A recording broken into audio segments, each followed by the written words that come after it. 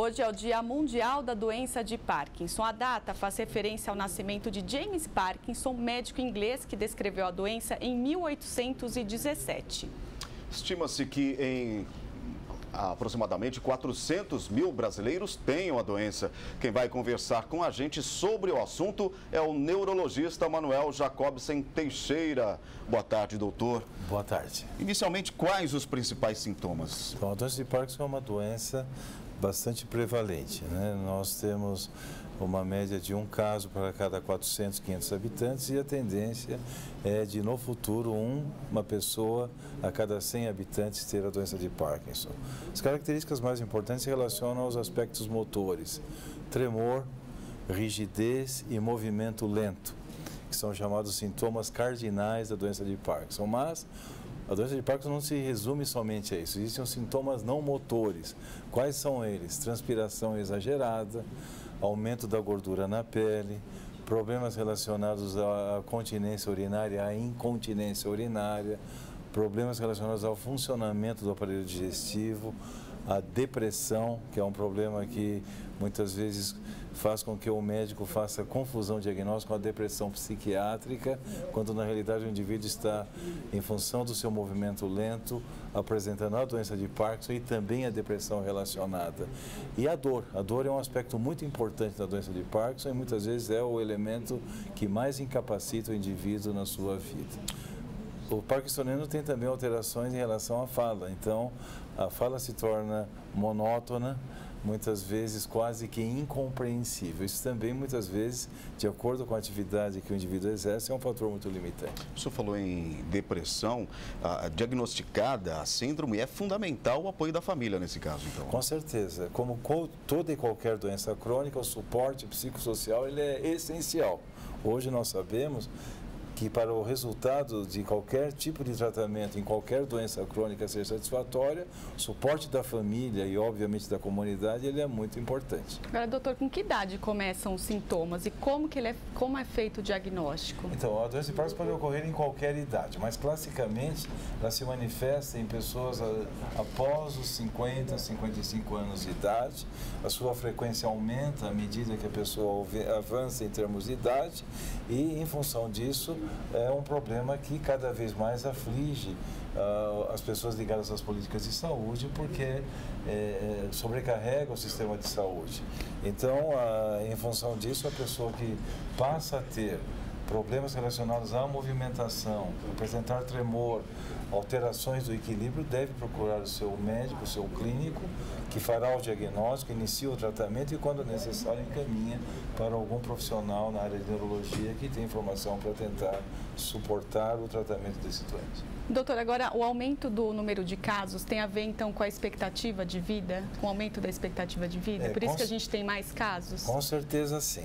O estado de São Paulo hoje tem a faixa etária da população se equivale aos países do sul da Europa, ou seja, que nós temos hoje, em termos de, inclusive, extrato social, equivale ao que ocorre nos países do sul da Europa e nós teremos, com certeza, ao longo das próximas décadas, uma população com idade mais avançada e sujeito aos problemas próprios das pessoas de idade mais avançada. Agora, por que as pessoas têm Parkinson? É hereditária a doença? As pessoas têm a doença de Parkinson porque uma região do sistema nervoso envelheceu, ou seja, essas células se desgastaram, essas células morreram e deixaram de fazer a função, produzir as substâncias químicas importantes para o movimento, para o comportamento, para o equilíbrio e o controle de várias funções.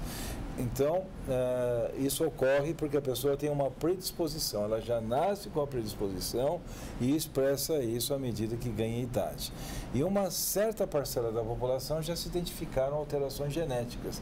Mais ou menos 10% das pessoas que têm doença de Parkinson tem lá um perfil genético já bem estabelecido. Dos demais 90%, com certeza sim. Ocorre que esse gene não é um gene forte, é um gene que de pai para filho vai necessariamente fazer o filho ter esse tipo de afecção. Então, se sabe da existência de uma predisposição genética, mas não quer dizer que toda a prole vai desenvolver a doença de Parkinson. Então, essa relação é muito forte. Agora, doutor, nós temos um exemplo um ator, o Paulo José, que já tem a doença, já diagnosticada há uns 13 anos, mais ou menos, e ele costuma, inclusive, brincar, né, que a doença o acompanha no palco, no estúdio, nas gravações, ele continua trabalhando normalmente, ele leva a síndrome, a doença, com bom humor. Enfim, há exemplo também do Michael J. Fox, né, o ator de Hollywood, hoje apresentador, ele também segue essa mesma linha. Essa questão, lógico, a gente tem a fase inicial, né, do trauma, do tratamento inicial, da depressão, mas é importante levar com bom humor essa questão? É possível, né, ter qualidade de vida com a doença? Com certeza sim. Em primeiro lugar, o repouso é contraindicado.